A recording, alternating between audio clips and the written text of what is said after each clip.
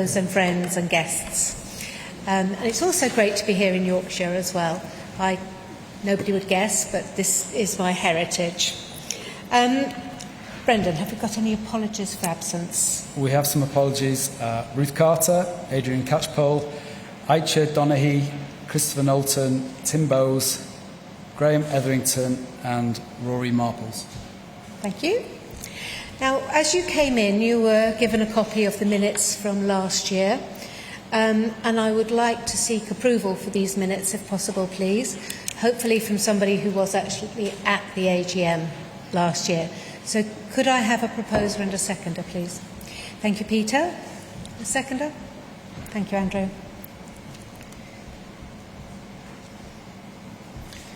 Okay. Right. Well, time really has flown by since we all got together at the RIBA in London, and I can honestly say I have enjoyed my year as president, but I am relieved not to have sunk the ship, which was the only requirement I had from Brendan.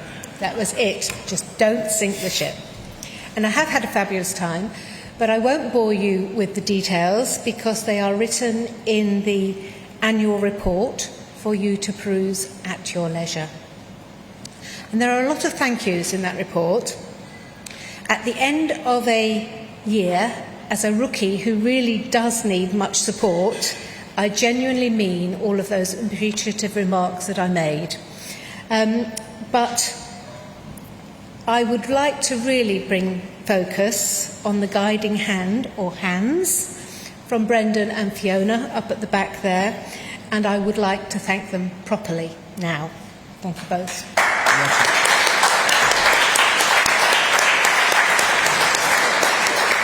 I know you hate it. I know, but it has to be done. I would also like to acknowledge the work, life and passing of Jonathan Howard Ratty, who passed away in March this year. Jonathan was a director at DHA and he is missed by all. So fortunately that is the only acknowledgement of people passing that we have to make this year. That is very sad. Now I would like to introduce the annual report that you were also handed on your way in. Hopefully some of you will have had a chance to read it because it was sent out yesterday as well. But Brendan and I are here to answer any questions if anybody has any. So do we have any questions from the floor? That's a relief. Well done. I feel better now. Good. So, Brendan, would you give us a brief financial overview? Yeah, this is very brief. So, 2023, we had an opening balance of £402,270. The net contribution from 2023 was £69,711, resulting in a closing fund balance of £471,981. It was a good year, a very good year. Please don't expect it's the same again this year. That's it. I did intend to spend it, but... Did you? Yeah, I did. Oops. But there we go. Save it till next year. So please could I have formal approval of the report? Could I have a proposer and a seconder, please, for that?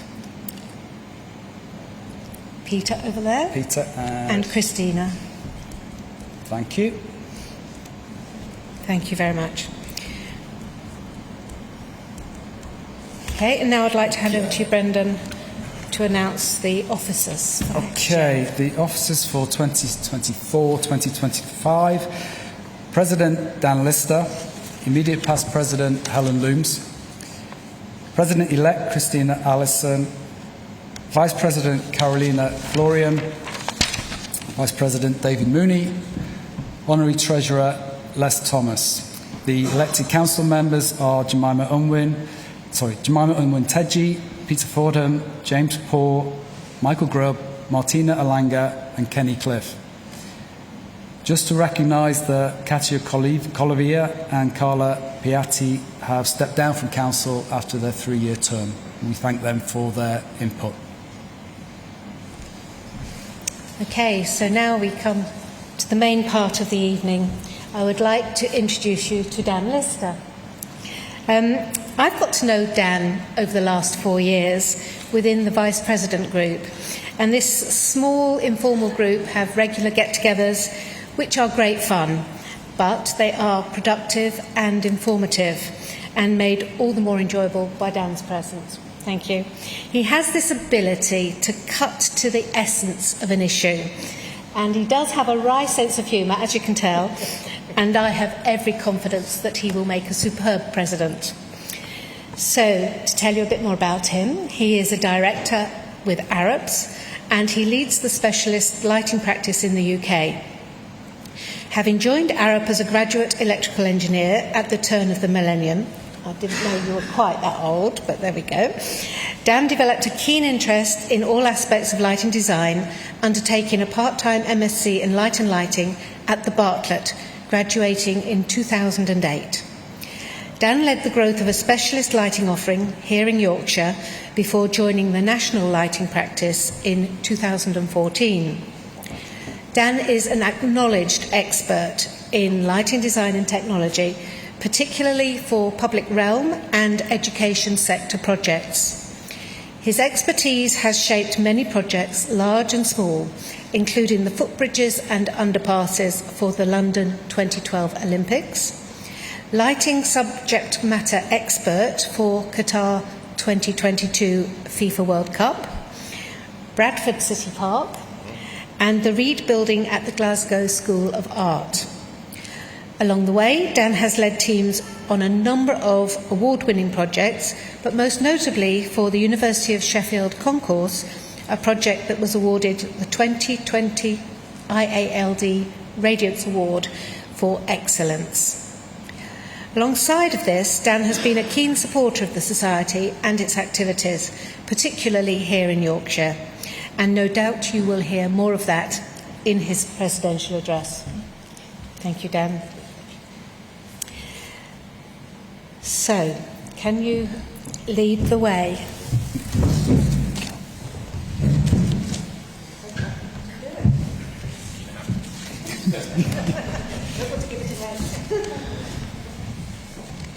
Let's try and do this.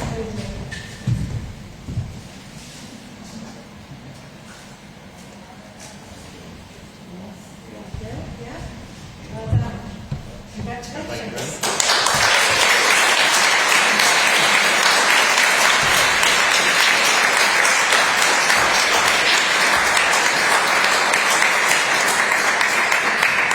And I guess as my first official act, I'd like to see if Helen, thank Helen for all the hard work. You can past president. Thank you very much.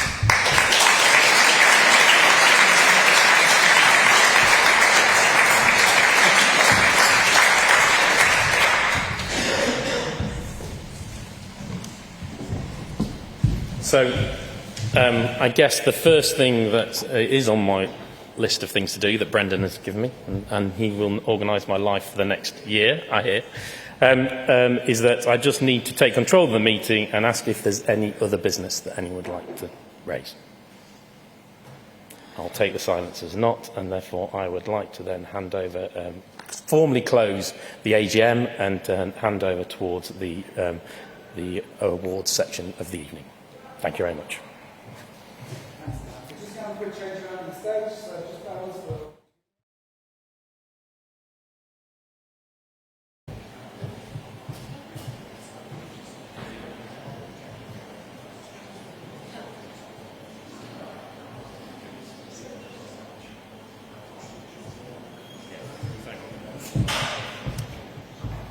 I would like to now introduce Christina, who is also going to come up and present the awards and chair that session. So thank you very much. Please introduce us.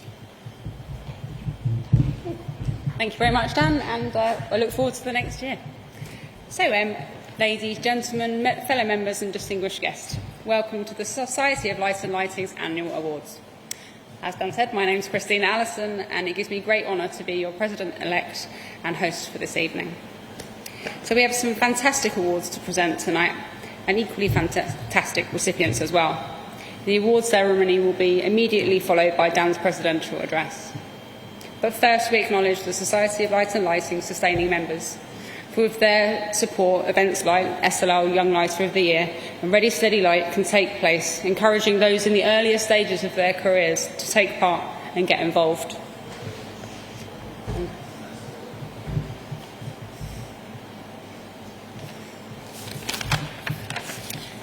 So the first award tonight. The Leon Gaster and Walsh Weston Awards are awarded annually by the Society for the best published papers in lighting research and technology. The Leon Gaster Award is presented for the best paper concerned with the lighting application and recognises the role that Leon Gaster made as the founding member of the Illuminating Engineering Society in 1909. This award was first made in 1929. Of course, the IES is the forerunner of the Society of Light and Lighting. This year, the Leon Gaster Award has been given to Malika Inanachi, Bello Abushi and Sarah Safranak for their paper, Evaluation of Sky Spectra and Sky Models in Daylighting Simulations. The paper can be found in Lighting Research and Technology Journal, Volume 15, Issue 7. I invite Malika to come to the stage and give an overview of the award-winning paper.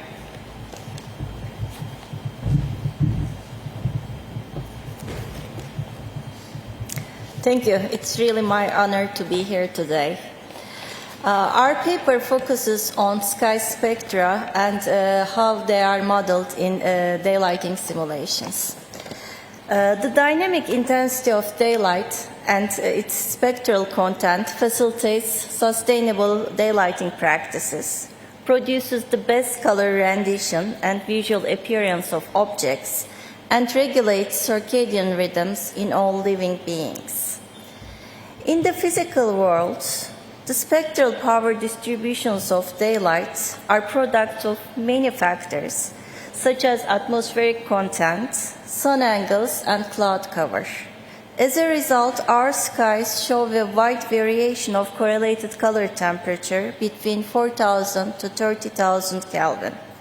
Higher correlated color temperature incorporates a blue-rich spectra. Sky models in daylighting simulations represent the luminance variations across the sky dome very well, but the skies are typically modeled as colorless. Recent studies explore techniques for characterizing sky spectrum, and the objective of our paper is to evaluate the existing sky spectra models and pave the path for further development. The comparisons are made with mathematical models and naturally occurring skies. The first mathematical model colors the sky with a measured or derived global horizontal spectra or correlated color temperature.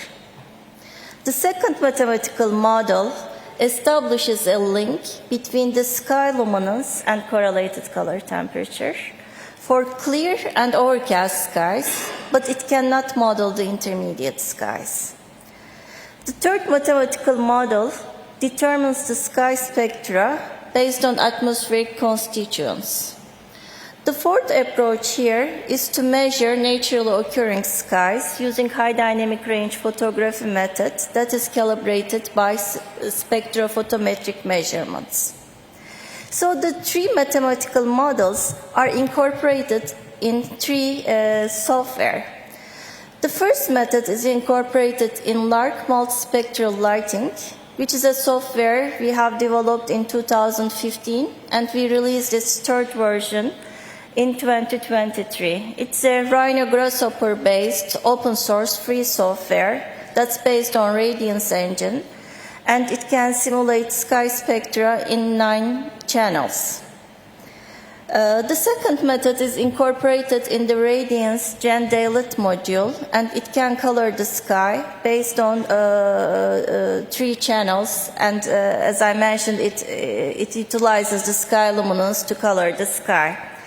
The third method is used in alpha software, and it basically models the spectra in 81 channels. This slide shows a comparison between the four methods on a cloudy day. We studied the appearance of the sky, global horizontal illuminance values, correlated color temperature, and circadian stimulus in the form of equivalent melanopic lux, along with the spectral composition. Lark and colored Perez skies are based on measurements. Therefore, if you look at the horizontal illuminance, they match closely to the actual skies, which is given in the high dynamic range image column. Alpha uses an internal calculation method and overestimates the daylight availability significantly. When we look at the correlated color temperature, we see that the results are fairly close to each other, and as a result, the spectral composition is similar for this case. However, if we look at a clear sky condition and a high correlated color temperature, the mathematical models differ significantly from each other. The red line in the spectral composition is the measurement, and the blue line is Lark. They are somewhat similar. All the other mathematical models underestimate the blue content and overestimate the red content. Another important consideration in daylight spectra is orientation. Physical measurements exhibit a wide variation of spectral content based on the orientation you are looking and the sun position. These variations are modeled with limited success in Lark software and colored Perez skies. We conclude that recently developed sky models present progress compared to colorless sky models, but further research is needed. A framework is suggested in the paper to move towards a consensus on how we model sky spectra. This paper is also a call to the scientific community for a worldwide campaign to measure sky spectra. CIE Technical Committee 360 is currently working on this. The only way to assess current and future sky spectra models is to compare them with long-term, high-quality measurements. Thank you. This is a really brief, introduction to the paper, and I'm really honored to be here today to accept this award.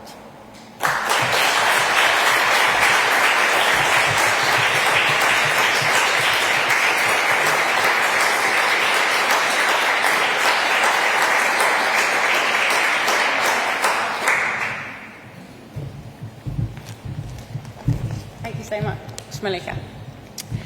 Okay, so the next award is the Walsh Weston Award. This is for the paper of More Fundamental Lighting Matters. It recognises the roles of J.W.T. Walsh, who was instrumental in laying down the systems of photometry we use today, and H.C. Weston, who worked in the area of illumination at work. This led to the first IES task illuminance recommendations. In other words, the lighting code in the UK.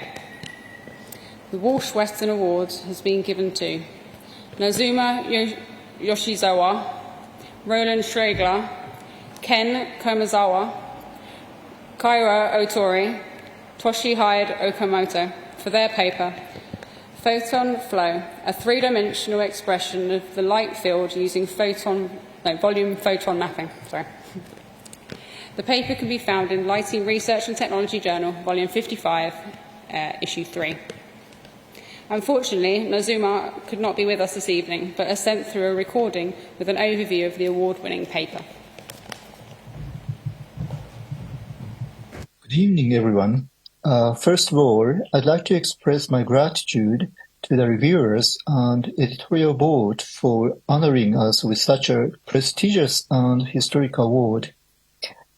And I also want to take this opportunity to thank all the co-authors, especially Dr. Roland Schregler, who contributed significantly to advancing this research, as well as all the students involved. This research on photon flow originated from the idea that visualizing the flow of light could potentially become a new design tool for lighting designers and architects. Similar to the visualization simulations used for airflow in environmental settings, the concept based on initial work using the existing photon mapping tool was first presented at the 2016 Radiance workshop, where I met Roland, and we collaborated to kickstart the project. Subsequently, with the support of grants in aid for scientific research in Japan, we progressed with this as an international collaborative study between Switzerland and Japan. It's often challenging for lighting experts to understand how light behaves within actual spaces, considering the complex phenomena of light reflecting off various surfaces after emanating from different sources. We anticipate that by visualizing the light flow or light fields, we can enhance the intuitive understanding of complex light behavior. Currently, we are refining this tool while actively involving lighting designers in its utilization. Additionally, we are exploring the potential of extending the concept to calculate scalar irradiance for applications in thermal environments, especially for intuitively grasping solar heat gain. And one of the most crucial aspects of photon flow may lie in its aesthetic appeal, where aesthetics alone are in themselves not a sufficient criterion for designing lighting environments, and factors such as luminance distribution are essential to crafting human-centric lighting environments. But we also believe that the enjoyment and excitement derived from visually pleasing aspects of lighting are integral to our research. Photon flow is able to visually convey this latter aspect in an intuitive and efficient way. The development of our tool owes much to the rich history of lighting research, particularly here in the UK, and the pioneering work of predecessors who aimed to incorporate light fields and light flow into lighting design. Moreover, our work heavily relies on recent advancements in lighting simulation tools in this field. Positioned within the illustrious achievement of our predecessors, we aspire to contribute to passing on the joy of lighting to the next generation. Once again, I sincerely thank to the viewers, editorial board, and the jury for their continuous support, and also all the members who are directly or indirectly involved in our research project. Thank you very much.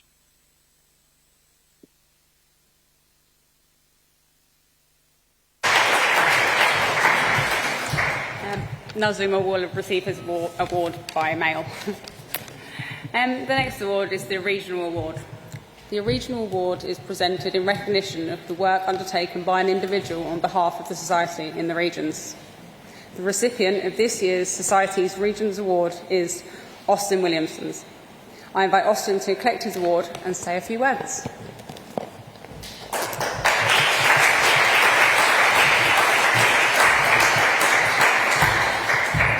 Thank you very much, everybody. This is a great honour and a privilege to receive this award. I would like to thank a few people within the SLL team, namely Fiona and also Brendan, for their help and support in organising the CPDs over the last, dare I say it, 10 years. I would also like to thank my committee members, who they know who they are, if they are online listening and watching this evening. I would also like to thank Juliet Rennie and Ella Sumner again for their ongoing support and previous support in organising and helping out with the CPDs for Home Counties North East. Furthermore, I'd also like to thank Sophie Perry for CPDs that she's carried out on behalf of Home Counties North East, which have been very informative and sometimes at very short notice. In relation to my last 10 years as regional representative and also within the wider industry, I've seen a number of changes, like most of us here, if not all of us, in terms of the technology and also LED illumination. I'm also keen to continue with promoting dark skies and reduction of light pollution and light spill within the Ryder institution, as well as through the SLL and ILP, also in terms of external lighting, and that is also promoting the controls and technology sector within the industry. I'd also like to thank my early career colleagues and mentors, which I first gained interest and gained more knowledge in lighting, particularly in relation to illumination of art galleries and also museums in central London. That was a very informative part of my career, and it's also made me very aware of the lighting aspects of those types of artefacts and paintings, which I'd like to promote to the Yen, particularly within lighting. And finally, I would like to just take this opportunity to thank Andrew Saville for his continued commitment and guidance for the last 10 years with regards to the regional representatives and also for, in particular, Home Counties North East and indeed for the wider membership. And finally, I would just like to give thanks to Helen and congratulations to Dan. Thank you very much and have a good evening. Thank you. Thanks for the award.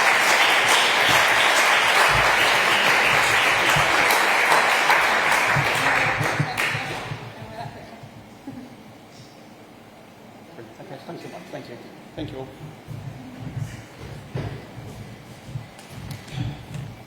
Thank you. So the next award is the Lighting Award. The Lighting Award is given to acknowledge outstanding service to the Society.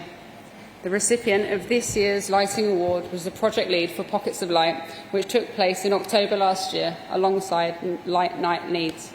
It's David Battersby. I invite Andrew Nixon to present a citation for David.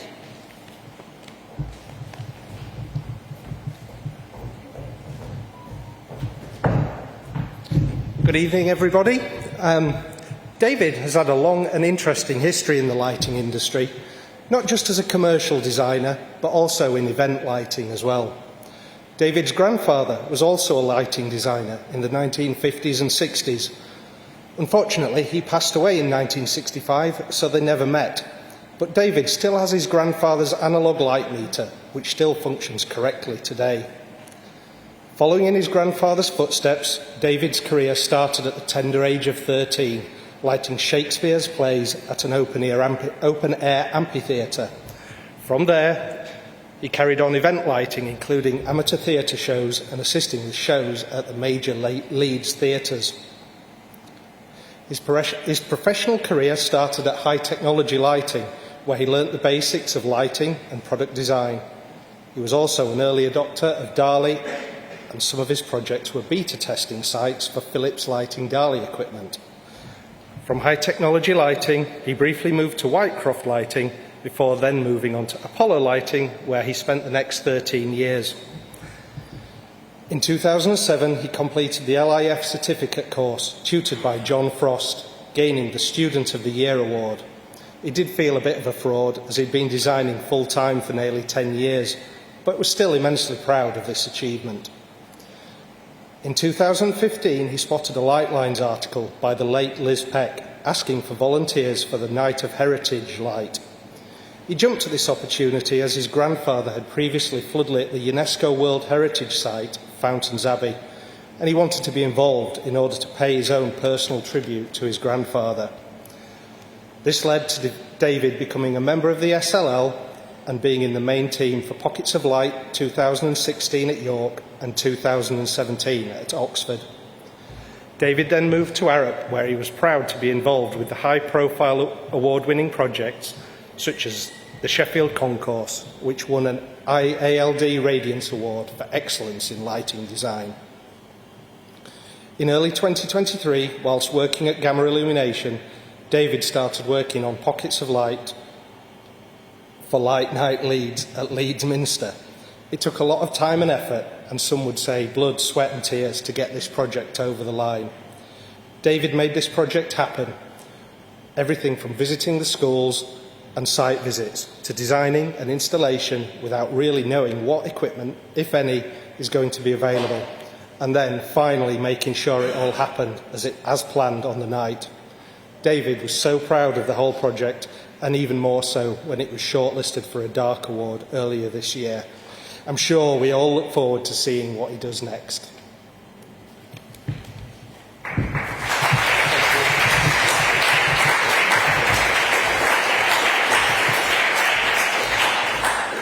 And I invite David onto the stage to receive his award and to give his acceptance speech.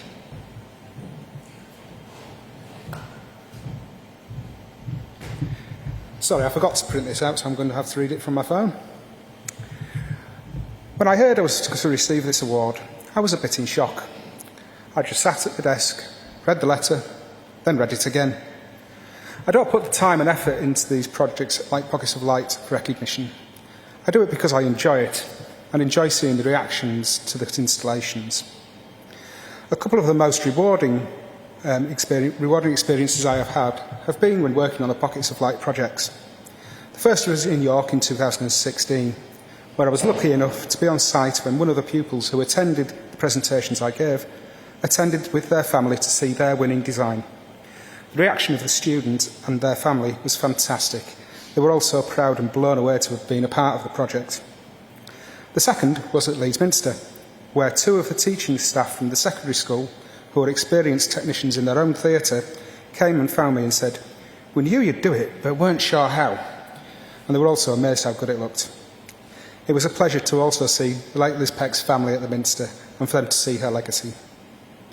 I hope there are going to be more Pockets of Light events, and as it certainly gives the students involved a memory which lasts a lifetime. It may go even further and make them think about lighting and lighting in their normal daily life. It may have already inspired some future lighting designers in the process. I'd like to thank Helen, the Exec Committee and the SLL for the recognition of my work and also the time and effort spent on the Pockets of Light. I'd also like to thank the team at Light Night Leeds, Leeds Minster, the volunteers, supporters and manufacturers who assisted in making the event such a huge success. Thank you.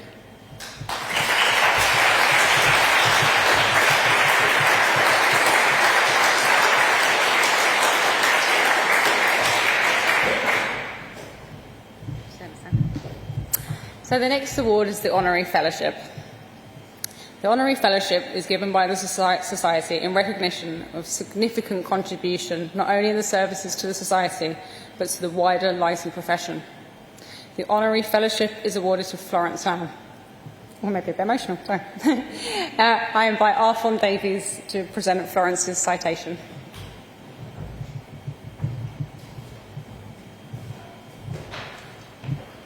Quite appreciate the reference to being emotional. But before I start, I just wanted to congratulate Dan on your presidency. I'm sure I speak for all of our colleagues in Arab. We're very proud of you. We look forward to supporting you in the year ahead. And now on to Florence. Listen, this is probably one of the most difficult pieces of writing I've ever had to make, mainly because I'm emotional, but also how on earth do you summarise an extraordinary career into only 3 minutes, and I might just talk about for 4. So Florence began her career at Arab as a scholar during her undergraduate studies at engineering at the University of Cambridge. In 1989, she joined Arab as a graduate, working with Bob Venning actually very quickly, and she was undertaking her master's studies at the Bartlett in light and lighting at the time.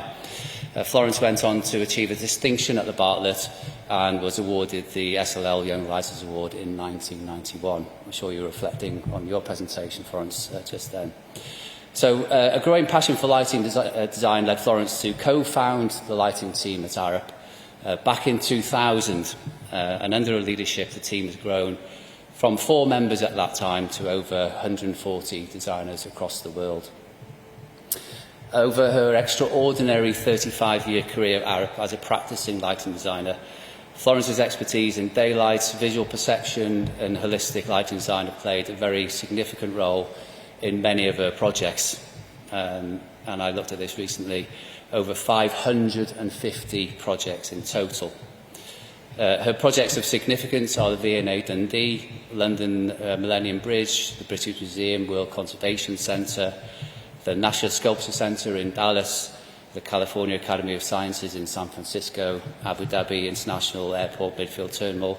I could go on, there are many, many more.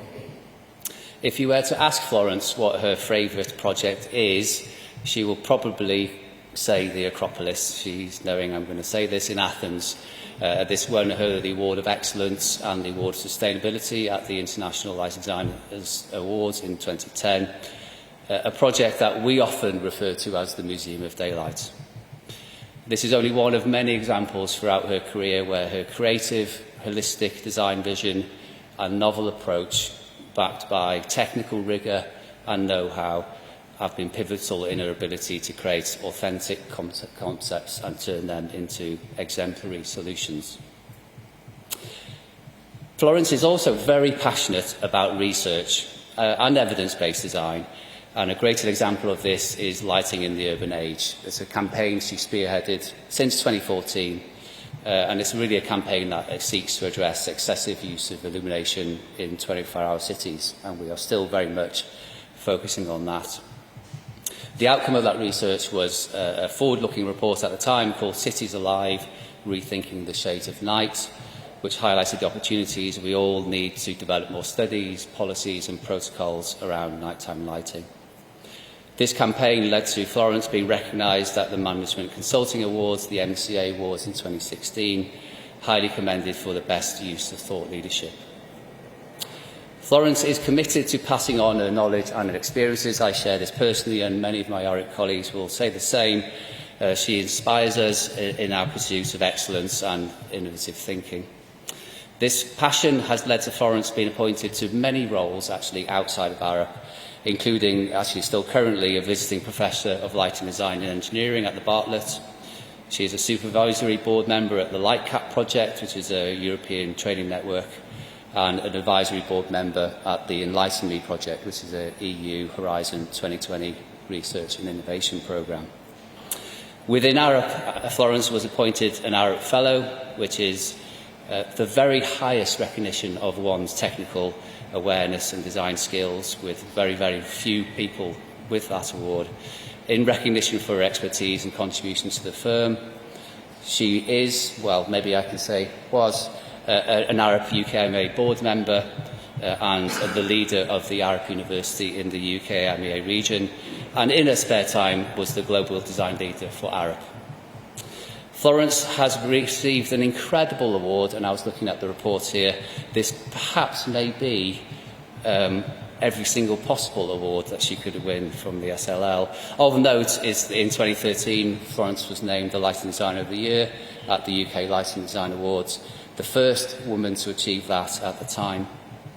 In the following year, 2014, Florence was awarded the SLL Lighting Award in recognition of her contribution to our society. More recently, in 2021, Florence was awarded the SLL President's Medal, at that time actually the first female to receive that in its 11-year history. All these and many, many more are in recognition of her positive impact to lighting and our society. Florence is an exemplary people leader, an exemplary creative thinker, is generous and open with her time, and has been instrumental in positively shaping many, many lighting careers, including very much my own. It gives me great pleasure to deliver this citation for such a worthy recipient. Thank you.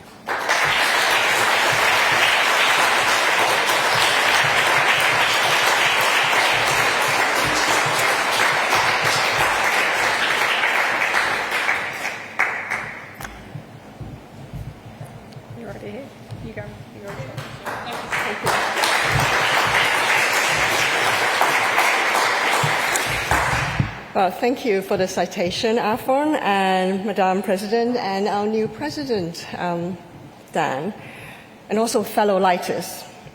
It is with immense gratitude and joy that I stand before you all tonight to accept this SLL honorary fellowship.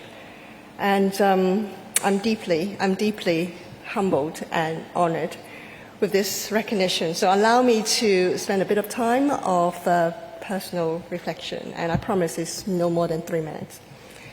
So, starting my journey as a young lighter in the early 90s, as Afon mentioned earlier, I could never have imagined or foreseen that my career, closely aligned with the SIPC lighting division and subsequently with the SLL, would have led to not only the the awards, President's medals, but also this ultimate honor to me. Throughout my career, I've been privileged to witness the transformative power of light. A lighting profession is not just about illumination engineering. It's about empowering lives, shaping communities, but also leaving a lasting imprint on the world.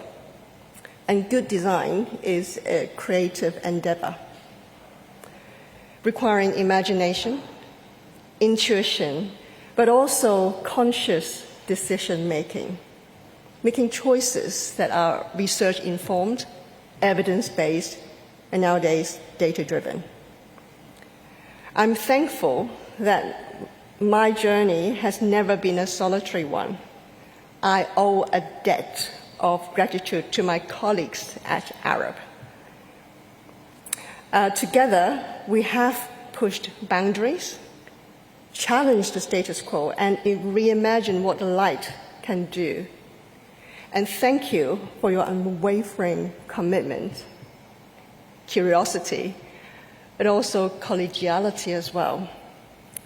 And to the early careers community, the next generation of lighters who aspire to follow their passion in light and lighting, whether you are architects, engineers, designers, manufacturers, researchers, or planners.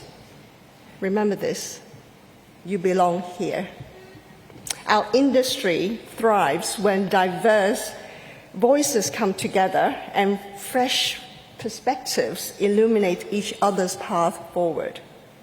So let's continue to champion excellence, foster innovation, and create lit environments that are safe, inclusive, sustainable, but also safeguard the planetary health for all. And to the society, thank you for this extraordinary honor.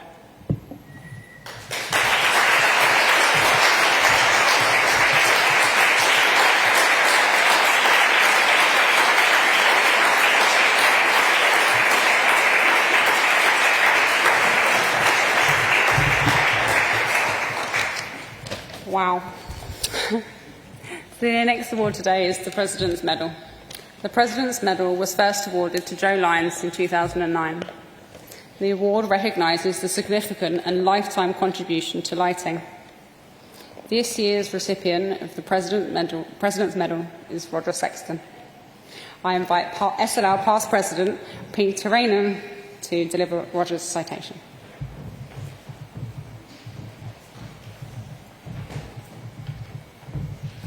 Thank you. Before I start, I know that this citation is going to very much embarrass the recipient tonight. It's designed to, and I think his nature is that he wouldn't want it any other way. When I first met Roger, it was back in 1988 when he joined Philips Lighting, which was then based in Croydon. He had recently completed his BEng degree at the University of Liverpool and was in building services. However, his final project was one of David Carter's pet topics. It was all about non-uniformity in office lighting due to furniture causing shadows. Now, his project was co-supervised by two famous names in the lighting industry.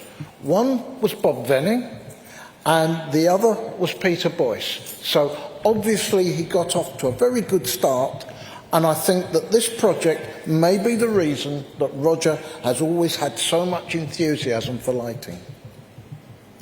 Roger initially was an application engineer at Philips. The love of application seems to have stuck with him. Soon after starting work, he also became a full member of what was then the lighting division of Sibsey. I don't know who in the room can remember that far back. Then, in 1997, Roger swapped his Croydon job for a job based in Eindhoven. where Roger's work ultimately focused on finding applications for LEDs, which initially had an efficacy of 3 lumens per watt. However, very soon, by sort of 2000, he got 8 lumens per watt out of them, and this was amazing.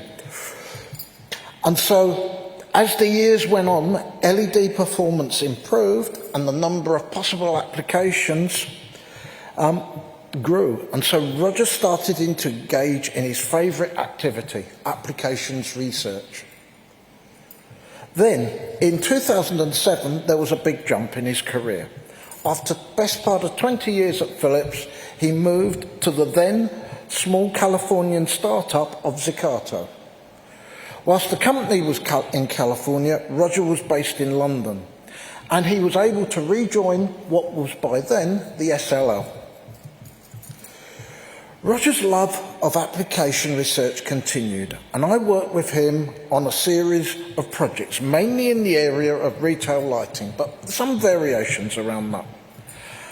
I was always amazed how he could read, digest reams and reams of abstract papers from Lighting Research and Technology and other journals like that, understand what was going on, and then come to see me and say, can we demonstrate if any of this works in the real world or not? In 2020, Roger changed jobs for a final time, moving to Stone Lighting. Before long, he was in touch with me again, setting up a trial to see if a new style of task light could be used to provide the benefits normally associated with larger lighting schemes when we're talking about non-imaging effects of lighting. And this was all to be done in actual offices with random samples of people and to make it work. So that was quite a tall order. Anyway,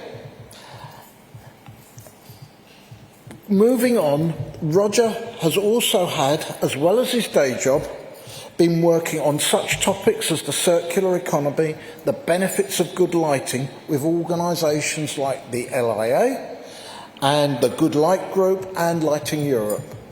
He's also been a member of the SLL Events Committee, so you may have seen him around from time to time. Roger now has nominally retired from the lighting industry, but I gather from the people who should now be by now his former colleagues that he's not doing retiring very well. So, whilst Roger has kept a somewhat low profile within our industry, however, everybody who has worked with him will have known how struck they are by his enthusiasm, A, for lighting, but also for lighting application research, and what the work he's done on how to best apply lighting. And moreover, this work underpins quite a lot of current lighting practice. Thus, I'm sure you'll agree with me that Roger is an exceptionally worthy candidate for this year's Presidential Award.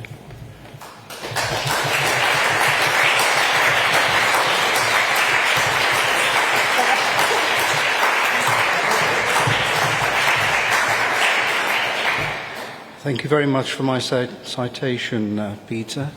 Peter is perfectly correct that I've been very fortunate in my career to be involved in a lot of pioneering explorations, none more so than working with Christina and Bob with sustainability metrics. And as Peter mentioned, we're right in the middle of some research with Stone Lighting on task lighting in the workplace. So I'm very lucky to have worked shoulder to shoulder with some real titans in the industry. But, however, I've always been a foot soldier and never a leader. So I was most surprised to get the email from Brendan about this award. In summary, may I simply thank the awards committee of the SLL for this extreme honour.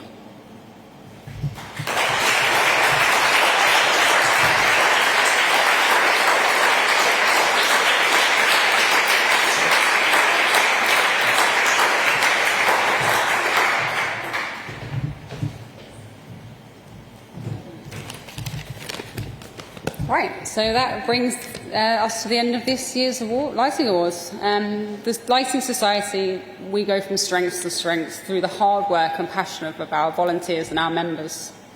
It's been a fantastic year for the Society, as recognised in tonight's awards.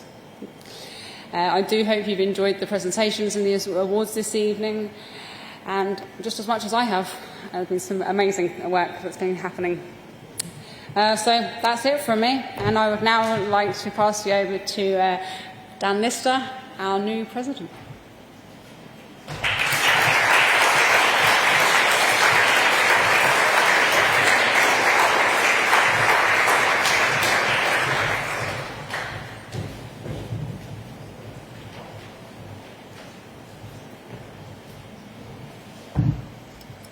Can't avoid it now, can I? I'm here.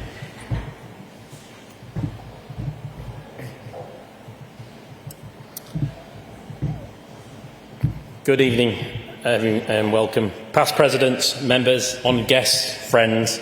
I feel incredibly privileged to be here accepting the role of President of the Society tonight. There are so many people to thank who have helped me to reach this point. I simply don't know where to start, and genuinely don't.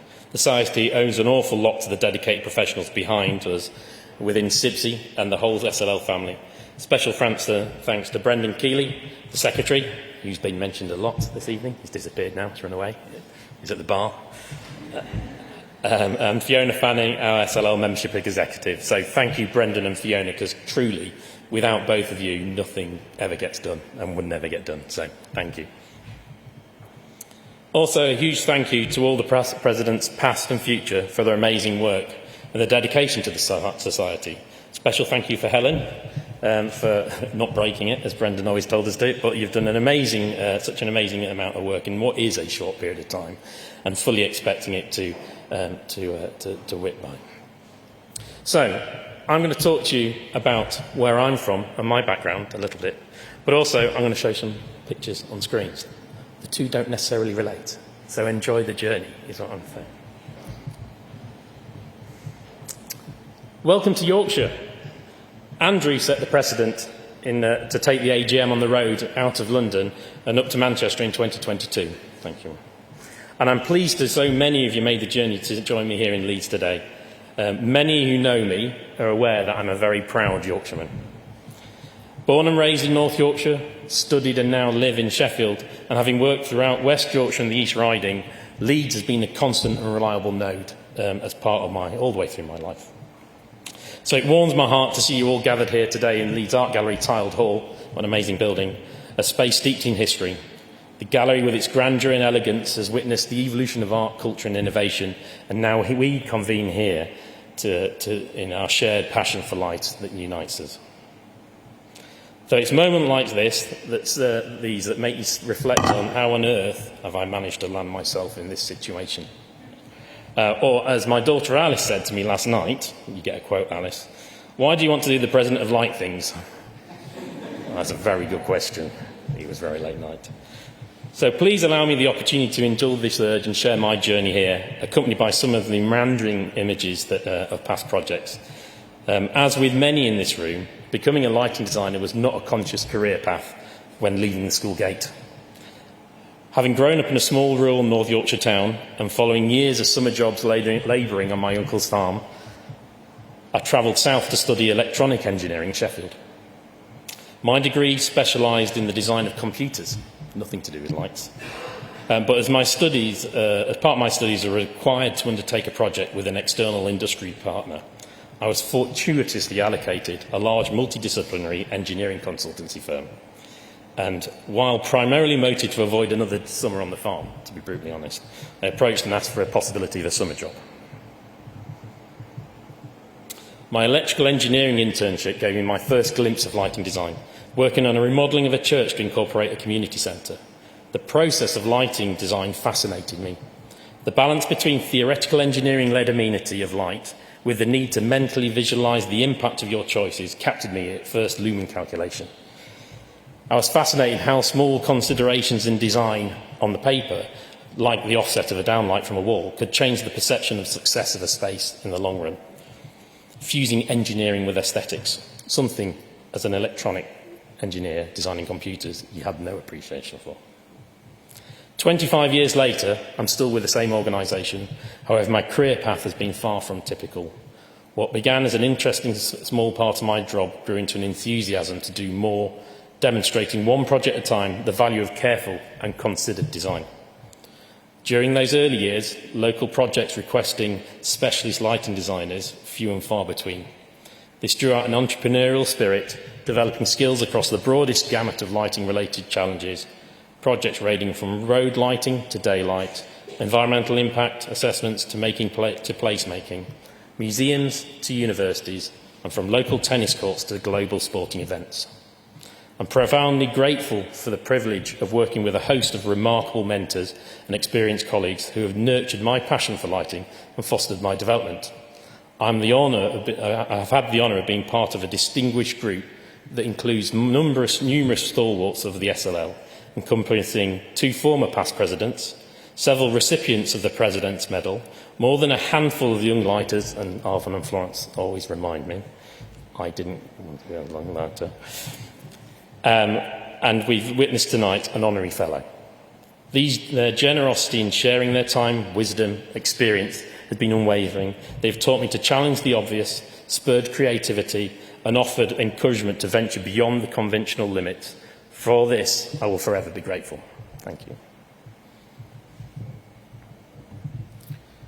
The SLL, CIBSE, and the importance of personal professional development has been a constant backdrop to my career progression, though my own involvement in the society started much later.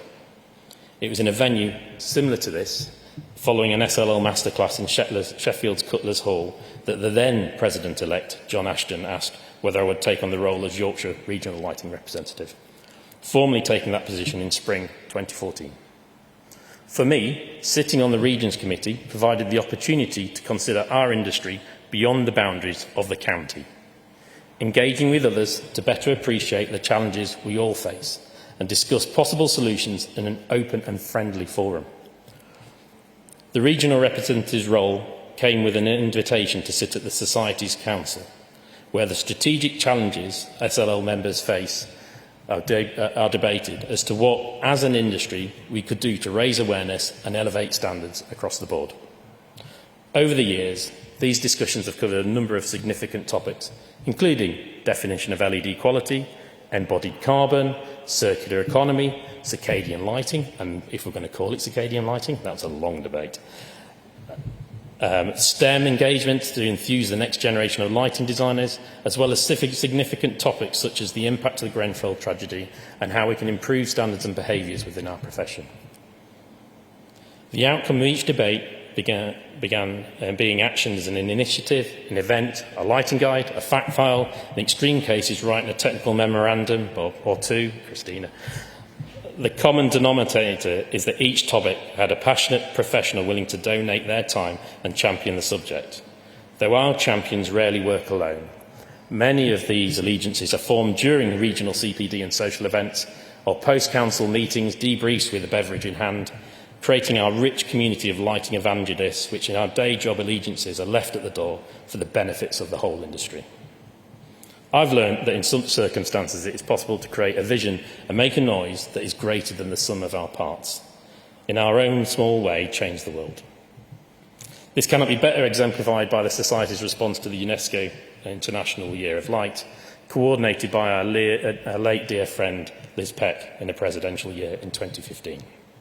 For me, this brought to life the amazing generosity, enthusiasm, passion for light that our members have, the legacy of Night of Heritage Light, which spawned a number of spin-offs events particularly aimed at the next generation of lighting designers, the results being the creation of the Pockets of Light series, where we engage with school-aged children as part of the local festivals.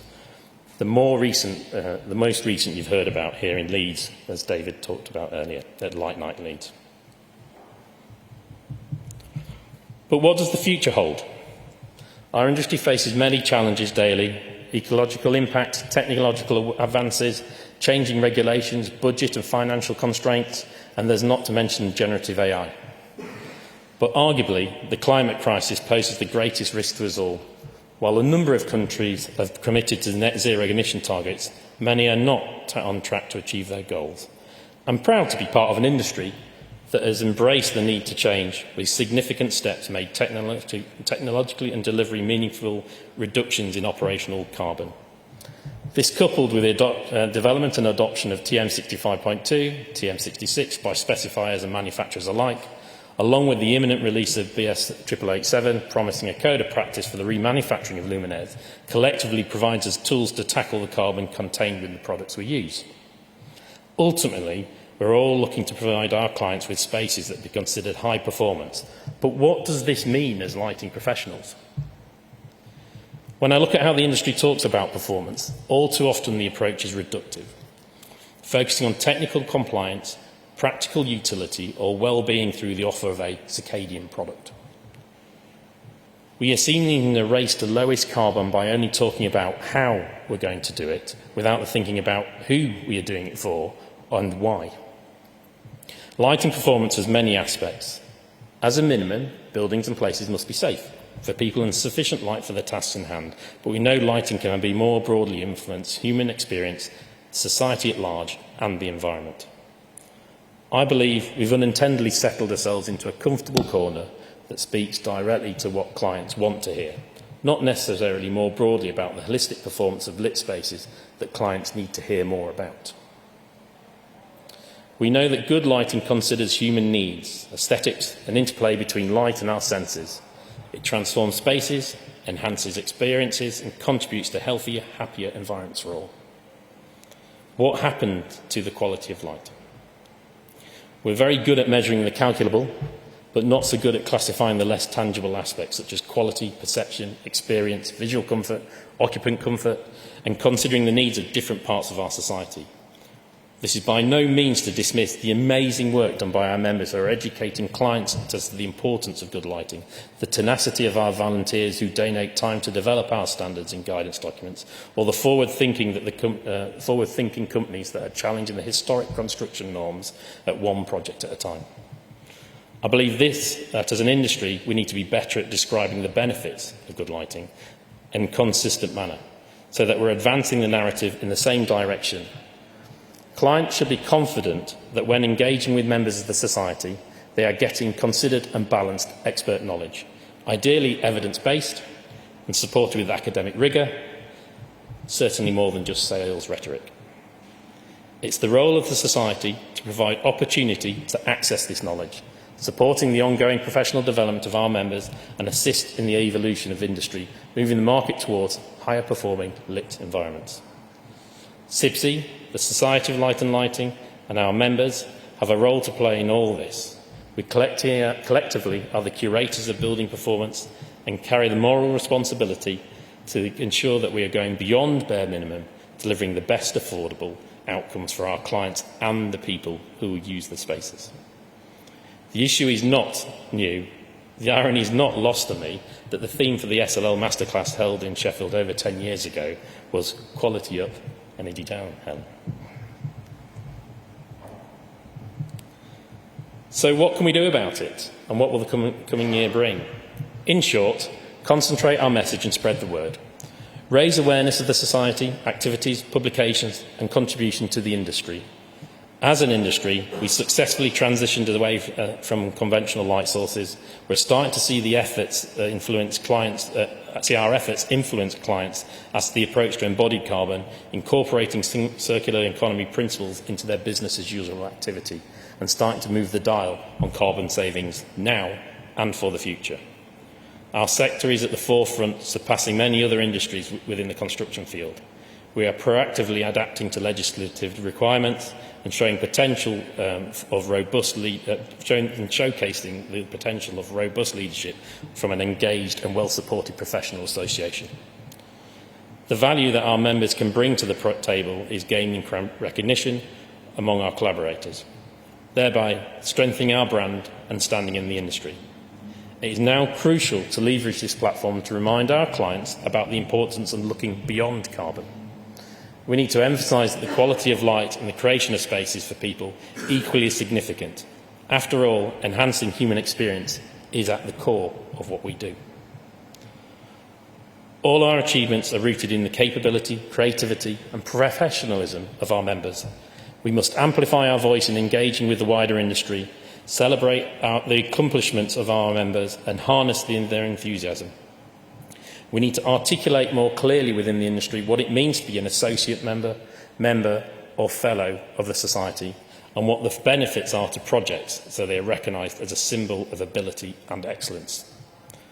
The coming year will see our first steps in formally aligning our professional membership requirements of MSLL with that of the Engineering Council.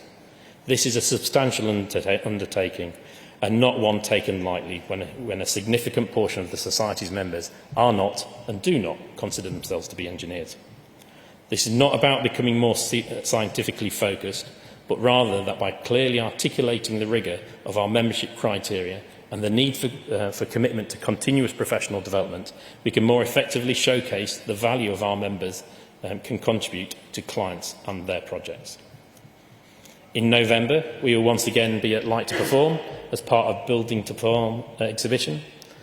While the programme is still in development, the theme for this year will be very much aligned with the performance of lighting from a human experience perspective, moving away from the traditional energy carbon metric of lighting performance.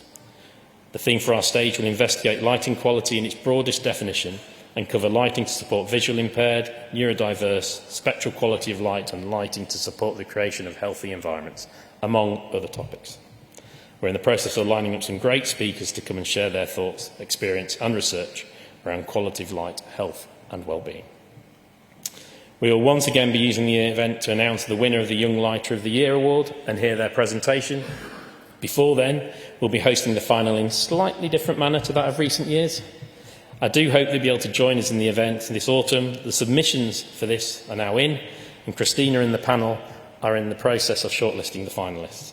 I have to say, the applications are exceptionally high quality and in large numbers, which is really pleasing to see. I'm very much looking forward to hearing their presentations. Our Technical and Publications Committee, led by Sophie Parry, continue to go from strength to strength as the custodians of our lighting guides and contributions to technical publications across CIBSE. They are unsung heroes of the Society. The committees are continuously reviewing or revising our publications while delivering amazing new content, including plans for a new lighting guide, LG23, on creative and architectural lighting, hopefully to be released by the end of this year, early next year. In summary, I'm looking forward to my year in post and the adventure I'm sure it will bring. But right now, I'd like to invite you all to join me for refreshments and hope to talk to you all later. So thank you for listening.